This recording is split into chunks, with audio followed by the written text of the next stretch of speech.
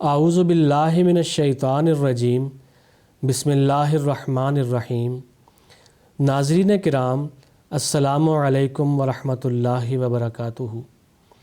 درس از ملفوظات سیدنا حضرت اقدس مسیح موعود علیہ الصلاۃ والسلام، جلد سوم، سالک اور مجذوب کی تعریف۔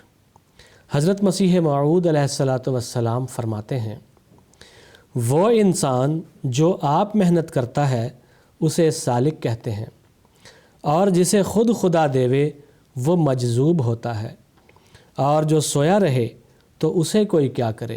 ان اللہ لا یغیر ما بقوم حتی یغیروا ما بانفسہم۔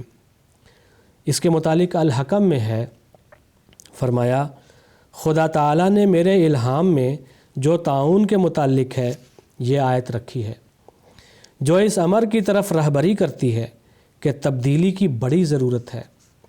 یہ بڑی ہی خوفناک بات ہے کہ انسان سن کر کانوں تک ہی رہنے دے اور دل تک نہ پہنچے۔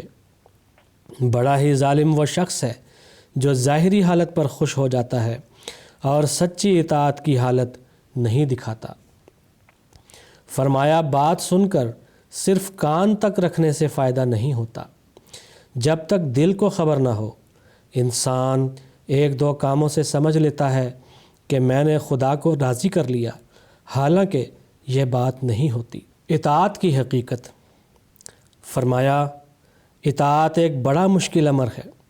صحابہ کرام کی اطاعت تھی کہ جب ایک دفعہ مال کی ضرورت پڑی تو حضرت عمر رضی اللہ عنہ اپنے مال کا نصف لے آئے، اور ابو بکر رضی اللہ عنہ اپنے گھر کا مال و متاع فروخت کر کے جس قدر رقم ہو سکی وہ لے آئے۔ پیغمبر خدا نے حضرت عمر سے سوال کیا کہ تم گھر میں کیا چھوڑ آئے؟ انہوں نے جواب دیا کہ نصف۔ پھر ابو بکر رضی اللہ عنہ سے دریافت کیا، انہوں نے جواب دیا کہ اللہ اور اس کا رسول گھر چھوڑ کر آیا ہوں۔ رسول اللہ صلی اللہ علیہ وسلم نے فرمایا کہ جس قدر تمہارے مالوں میں فرق ہے اسی قدر تمہارے اعمال میں فرق ہے۔ فرمایا کیا اطاعت ایک سہل امر ہے؟ جو شخص پورے طور پر اطاعت نہیں کرتا وہ اس سلسلے کو بدنام کرتا ہے۔ حکم ایک نہیں ہوتا بلکہ حکم تو بہت ہیں، جس طرح بہشت کے کئی دروازے ہیں کہ کوئی کسی سے داخل ہوتا ہے کوئی کسی سے، اسی طرح دوزخ کے کئی دروازے ہیں۔ ایسا نہ ہو کہ تم ایک دروازہ تو دوزخ کا بند کرو اور دوسرا کھلا رکھو۔ ہمارے لیے تو دوہرا وقت ہے۔ گورنمنٹ بھی ایک طرح سے مخالف ہے، کیونکہ اگر گورنمنٹ کو ہم پر ایمان ہوتا تو وہ ہم سے کہتی کہ دعا کرو۔ ادھر اخباروں نے شور مچایا ہے کہ ہم گورنمنٹ کی مخالفت کی لوگوں کو تعلیم دیتے ہیں۔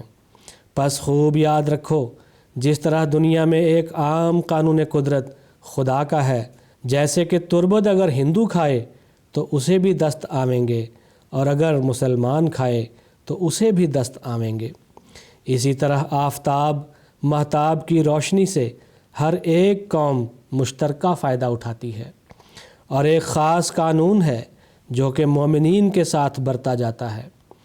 وہ بہت لذیذ اور شیریں ہے اور بہت سے پھلوں سے بھرا ہوا ہے، اور ان پھلوں کے اندر شیرہ بھرا ہوا ہے نہ کہ نشتر۔ الحکم میں اس کے متعلق مندرجہ ذیل الفاظ میں بیان ہوا ہے۔ فرمایا خدا تعالیٰ نے ایک قانون اپنے برگزیدوں اور راست بازوں کے لیے رکھا ہوا ہے۔ وہ ایسا ٹیکا ہے کہ اس میں نہ نشتر کی ضرورت ہے نہ اس میں تپ آتا ہے۔ جب کوئی اس کی شرائط کو پورا کرنے والا ہو تو وہ خدا کے سایہ میں آ جاتا ہے۔ تم اسے اختیار کرو تا تم ضائع نہ ہو۔ ہر شخص جو اس کو سمجھے وہ دوسرے کو سمجھاوے اور حاضر غائب کو پہنچاوے تاکہ کوئی دھوکہ نہ کھاوے۔ یاد رکھو محض اسم نویسی سے کوئی جماعت میں داخل نہیں جب تک وہ حقیقت کو اپنے اندر پیدا نہ کرے۔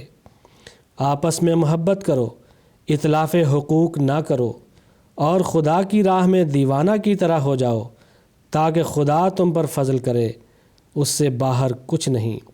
فرمایا ہر ایک کو واجب ہے کہ خوب سمجھے اور اپنے بھائی کو سمجھاوے اور گھر میں عورتوں کو سمجھاوے، حاضر غائب کو بتلا دیوے۔ دھوکہ کھانے والے بہت ہوں گے، کیونکہ ابتدائی حالت ہے۔ اسم نویسی کروا کر یہ کوئی خیال نہ کرے کہ صرف اتنے ہی فعل سے وہ خدا کی حفاظت میں آ گیا۔ ملفوظات جلد 3 صفحہ 266 تا 268۔ وآخر دعوانا ان الحمد للہ رب العالمین۔